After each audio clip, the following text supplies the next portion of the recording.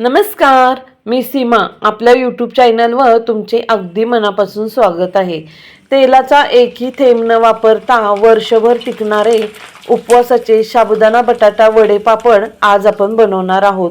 तळल्यानंतर दुप्पट तिप्पट फुलतात आणि एकदम चविष्ट खुसखुशीत होतात आणि फक्त एका दिवसातच होतात. तर चला वेळ न घालवता आपण रेसिपीला सुरुवात करूया. इथं मी पावशर साबुदाणा घेतलेला आहे. वजनी पावशर साबुदाणा आहे. माझ्या ग्लासचं माप बरोबर आहे म्हणून मी ग्लासने घेतलेला आहे. तर आपला हा नेहमीचा खिचडीचा साबुदाणा आहे. साबुदाणा लहान पण असतो, मोठा पण असतो, पण हा नेहमीचा खिचडीचा साबुदाणा आहे.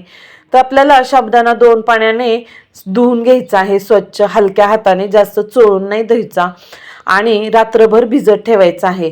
भिजत ठेवताना आपल्याला बोटाचं 1 कांड वरपर्यंत पाणी ठेवायचं आहे, म्हणजे साबुदाणा छान भिजतो. तुम्ही जर रात्री नाही भिजवला तर मग सकाळी तुम्हाला 4-5 तास साबुदाणा भिजवायला लागेल. पण रात्री भिजवल्यानंतर एकदम छान भिजतो आणि एकदम मऊसूत पण होतो. तर बघा, साबुदाण्याचे सगळे अगदी दाणे दाणे रिकामे झालेले आहेत. एकदम मस्त मऊसूद असा झालेला आहे. इथं मी गॅसवर एका भांड्यात तवली भरून पाणी ठेवलेलं आहे. पाणी गरम झालं की त्याच्यावर आपल्याला मोदकाची चाळणी ठेवायची, मोठे होल असतात ती. चाळणीला आपल्याला बिलकुल सुद्धा तेलाचा हात लावायचा नाहीये. आपल्याला चाळणीत असं साबुदाणा ओतायचा आहे. तेल आपण अजिबात वापरणार नाही आहोत. सगळा साबुदाणा आपल्याला हाताने किंवा चमच्याच्या साहाय्याने व्यवस्थित चाळणीत पसरून घ्यायचा आहे.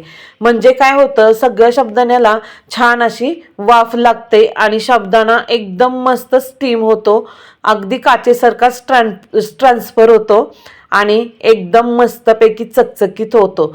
तर आता आपण 10 मिनिटासाठी साबुदाणा स्टीम करून घेणार आहोत. 10 मिनिटं आपण गॅस मीडियम ते स्लोच्या दरम्यान फ्लेम ठेवलेली आहे. आता इकडे मी 1 किलो बटाटे घेतलेले आहेत. आपल्याला 1 किलो बटाट्यासाठी पावशर साबुदाणा लागतो. तर बटाटे तुम्ही घेताना आहे ना, मोठे मोठेच बटाटे घ्या. मला इथं खूप छोटे बटाटे मिळले. मोठे बटाटे असले की किसून पण व्यवस्थित होतात. आता बटाटे आपण स्वच्छ धुवून घ्यायचे. त्याला माती ती लागलेली असती, त्याच्यामुळे सगळे बटाटे स्वच्छ धुवून घ्यायचे आणि पिलरच्या साहाय्याने त्याची सगळी साल काढून घ्यायची आहे. साल काढताना कुठं थोडासा बटाटा खराब वगैरे असला तरी लगेचच काढून टाकायचा. बटाटे छोट्या आकाराचे असले ना की असे साल काढायला सुद्धा खूप उशीर लागतो. मोठे बटाटे असले का नाही की पटकन होतं बघा साल काढून. तर सगळ्याच्या मी साली काढून घेतलेल्या आहेत. आपल्याला परत त्याच्यात पाणी घालायचं आहे. तुम्ही बटाटे घेताना बघा, मोठे बटाटे घ्या, नाही तर खूप त्रास होतो, असं टाईमपास पण खूप होतो. आता आपण बटाट्यात पाणी घालून ठेवूया, म्हणजे बटाटे काळसर पडणार नाहीत. बटाट्यात पाणी जर नाही घालून ठेवलं ना तर बटाटे काळपट पडतात किंवा लालसर होतात.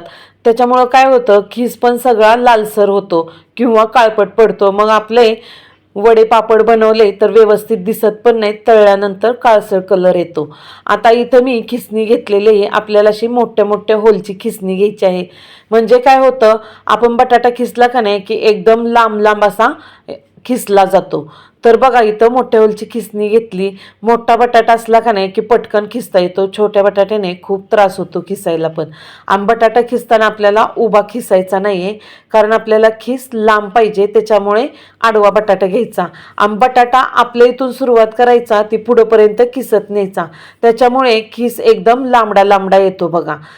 पुढे गेला की परत मागं आणायचा बटाटा आणि आपल्यापासून पुढेपर्यंत खिसायचा. असा लांब खिस आपल्याला मिळतो ना. आपल्याला सगळा खिस असाच लांब लांब पाहिजे आहे.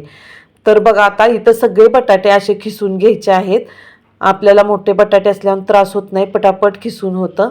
तर इथं मला छोटे मिळले, त्याच्यामुळं मला पिलरने त्याची साल काढताना पण खूप त्रास झाला आणि खिसताना पण खूप त्रास होत आहे. तर तुम्ही शक्यतो असा मोठाच बटाटा घ्या. बघा, अशा प्रकारे आपल्याला सगळा खिस असाच करून घ्यायचा आहे. सगळा लांब लांब यायला पाहिजे.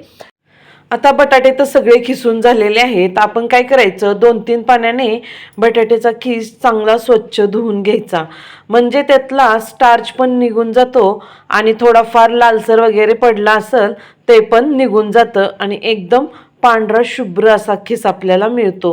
पांढरा शुभ्र खिसामुळे आपले वडे पापड सुद्धा एकदम वाळल्यानंतर सुद्धा छान दिसतात आणि तळल्यावर तर एकदम पांढरे शुभ्र असे दिसतात. आपल्याला इथं सगळा खिस असा धुवून घ्यायचा आहे. तुम्ही जर जास्त प्रमाणात करत असाल का नाही तर काय करायचं, किस्ता किस्ताच बटाटा पाण्यात घालायचा, म्हणजे लालसर पडत नाही, त्याचा कलर चेंज होत नाही आणि एकदम पांढरा शुभ्र राहतो. तर बघा आता सगळा बटाटा असा धुवून घेतलेला आहे. आता पाणी नितळून घेतलं. तोपर्यंत इकडं साबुदाणा पण छान स्टीम झालेला आहे बघा. आता आपण साबुदाणा खाली काढून घेऊया. एकदम पांढरा शुभ्र ट्रान्सफर कलर झालेला आहे बघा. एकदम बेस्टच स्टीम झालेला आहे. आपण आता तो खाली काढून घेऊया आणि त्याच पाण्यात मी अजून तांब्याभर पाणी ओतते आणि हा सगळा खिस आपल्याला त्याच्यात घालायचा आहे. आपल्याला खिस फक्त 5 ते 10 मिनिटात शिजवून घ्यायचा आहे. जास्त पण उशीर नाही लावायचा. गॅसची फ्लेम आपल्याला स्लो ते मीडियमच्या दरम्यानच ठेवायची आहे.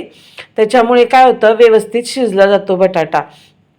आता याच्यात मी अजून थोडं पाणी घातलेलं आहे. छान आता आपण शिजून देऊयात. तर मला हे भांडं कमीच पडलेलं आहे, कारण सगळा खिस वरपर्यंत आलेला आहे, काही व्यवस्थित शिजला जाणार नाही, म्हणून मी इथं भांडं चेंज केलेलं आहे. मोठं भांडं घेतलं म्हणजे काय होतं, बटाट्याचा खिस आपला जास्त गाळ होणार नाही आणि आपल्याला हलक्या हाताने असा हलवता येतो. तर बघा इथं सगळा बटाटा मी याच्यात घातलेला आहे. आता आपल्याला याला 10-5 मिनटं चांगला शिजून द्यायचा. असा हातावर दाबून बघितलं का नाही की पटकन मोडला तर समजायचं व्यवस्थित शिजलेलं आहे. आता अजून शिजलेला नाही आहे. आता आपण अजून शिजून देऊयात त्याला. तोपर्यंत इथं साबुदाणा असा कढणी सगळा रिकामा करून घ्यायचा. काही चाळणीला वगैरे जास्त चिटकत नाही. आणि काय करायचं, ह्या स्टेपला इथं साबुदाण्यात आपल्याला थंड पाणी ओतायचं आहे. थंड पाणी ओतलं का नाही की काय होतं, साबुदाणा सगळा सुट्टा सुट्टा रिकामा होतो अगदी.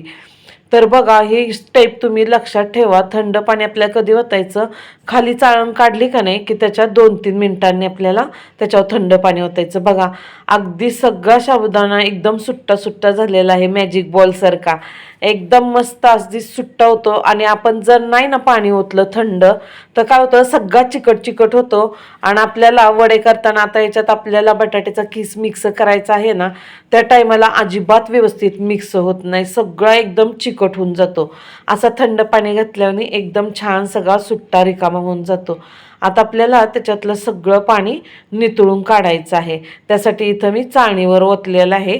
चाळणीला काही थोडाफार लागला असला तो पण थंड पाणी घालून काढून घ्यायचा. पूर्ण पाणी याच्यात आता नितळून देऊयात आपण. तर बघा असं चाळणीवर इथे तुम्ही काढून ठेवा. तोपर्यंत इथं बटाट्याचा किस शिजलाय का आपण बघूया. आपल्याला बटाट्याचा किस जास्त शिजवायचा पण नाही आणि जास्त कच्चा पण ठेवायचा नाही आहे. तर बघा आता मी बोटाने असं मोडून बघितला, पटकन तुटलेला आहे, म्हणजे एकदम परफेक्ट आपल्याला हवा आहे तसाच बटाट्याचा किस शिजलेला आहे. तर लगेच चाळणीवर ओतून घ्यायचं आणि ओतून झालं की थोडंसं पसरून घ्यायचं आणि खालचं गरम पाणी आहे का नाही ते लगेच साईडला करून घ्यायचं आहे आपल्याला, नाहीतर त्या गरम पाण्याच्या वाफेने अजून परत ती शिजला जाईल. तर सगळा असा थंड करायचा. आता मी हे गरम पाण्यावरून काढून घेते, नाहीतर अजून वाफेने शिजला जाईल. साईडला काढून ठेवायचा. आता बघा साबुदाण्याचं सगळं पाणी एकदम नितळलेलं आहे. पाण्याचं प्रमाण जास्त राहिलं ना तर आपल्याला वडे अजिबात व्यवस्थित करता येत नाहीत. आणि इकडं किस पण थोडा थंड झालेला आहे. आपल्याला एकदम कडक असताना नाही टाकायचा. ह्याच्यात चवीनुसार आपल्याला थोडंसं मीठ टाकायचं आहे. तर मी छोटे 2 चमचे मीठ टाकले. आणि हा मिरचीचा ठेचा घालायचा आपल्याला. मिरचीचा ठेचा म्हणजे ठेचून केलेला. तुम्ही मिरचीची पेस्ट करू नका. मिरचीची पेस्ट केली ना तर काय होईल, सगळे वडे हिरवे हिरवे दिसतील. आणि तुम्ही जर याच्यात मिरच पावडर घातली, उपासाचंच आहे चालतं म्हणून, ठीक आहे चालतं, पण याच्यात मिरच पावडर घातली ना तर ते वडे लालसर दिसतील, व्यवस्थित दिसणार नाही. त्यासाठी इथं मी खलबत्त्यात मिरची ठेचलेली आहे. ती मिरचीचं प्रमाण तुम्हाला केवढं तिखट लागतं ना किंवा कमी लागतं त्या अंदाजाने तुम्ही घाला. आता आपण हे सगळं इथं मिक्स करून घेऊया. बटाट्याचा खिस पण नॉर्मलच गरम आहे, जास्त पण गरम नाही आहे. आता सगळं व्यवस्थित मिक्स करून घ्यायचं, म्हणजे मीठ आणि मिरची सगळी छान सगळीकडं मिक्स होईल. ह्या स्टेपला तुम्हाला जर तुमच्यात कोथिंबीर किंवा जिरे उपासाला चालत असतील ना तर तुम्ही घातले तर काही हरकत नाही. आमच्यात नाही चालत म्हणून मी नाहीत घातलेले. तर तुम्हाला मी माझा एक अनुभव सांगते. मागच्या वेळेस असेच मी हे वडे बनवलेले होते. त्यावेळेस काय झालं, मी चाळणीत साबुदाणा आपण खाली काढून घेतो ना, त्या टायमाला त्याच्यात थंड पाणी घालायला विसरले. त्याच्यामुळं सगळा साबुदाणा चिकट झाला. आता कसं मी मिक्स केलाय व्यवस्थित, असा मिक्स करता आलाच नाही मला. सगळे गुटळे गुटळे झाले होते, म्हणून आपण सगळं व्यवस्थित मिक्स करून घेतलेलं आहे. आता इथं मी प्लॅस्टिकच्या कागदावरच घालत आहे वडे.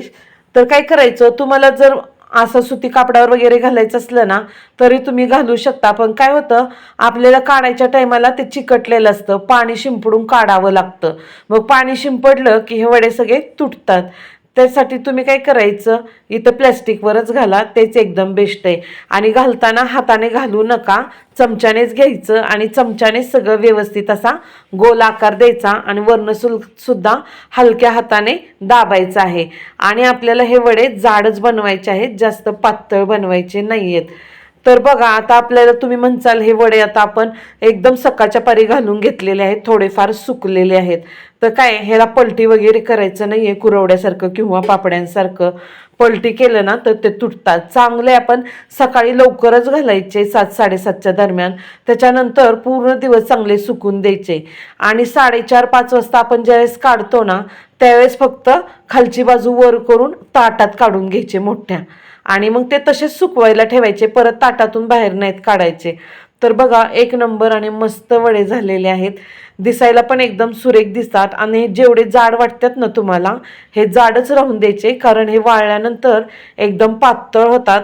आणि तळल्याने तर एकदम सुंदर फुलतात ना, अगदी आपल्या पॉपकॉर्न सारखे फुलतात. बघा, ही रेसिपी एकदम सोपी आहे. बघा, आता हे पापड वाळलेले आहेत.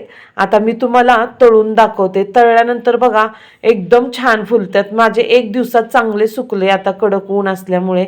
आणि एकदम बेस्ट झालेले, तुटले वगैरे काही नाही, एकदम छान झालेत. बघा, तुम्हाला पण दिसतात. आता मी तुम्हाला यातले थोडेफार तळून दाखवते. तेल चांगलं कडक करून घ्यायचं आणि नंतर गॅसची आच आपण कमी करायची, म्हणजे वडे तळताना जळत वगैरे नाही आहेत. तर बघा, एकदम छान फुलतात. साबुदाणा तर इतका मस्त टपोरा पॉपकॉर्न सारखा फुलतो. ही रेसिपी जरूर करून पहा.